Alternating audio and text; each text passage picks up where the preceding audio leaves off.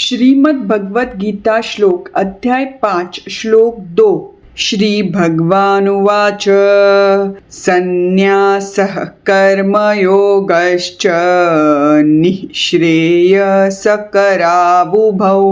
तयोस्तु कर्मसन्न्यासात्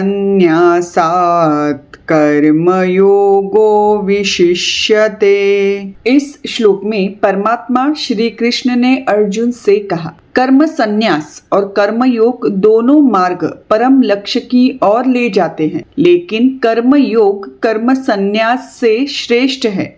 दोस्तों, कर्मयोगी वो है जो अपने आध्यात्मिक और सामाजिक दोनों कर्तव्यों का पालन करता है। यही कर्मयोग की साधना द्वारा हम धीरे धीरे शारीरिक चेतना से ऊपर उठकर आत्मिक चेतना में स्थित हो जाते हैं, जबकि कर्म संन्यास उन पुण्य आत्माओं के उत्थान के लिए है जो पहले से उन्नत होकर दैहिक स्तर से परे हो चुके हैं। कर्मयोग जन साधारण के लिए सरल मार्ग है, जबकि कर्म संन्यास का अनुसरण योग्य गुरु के मार्गदर्शन में किया जा सकता है। In this shloka Lord Krishna said to Arjuna, both the path of karma sannyas, renunciation of actions, and karma yoga, working in devotion, lead to the supreme goal.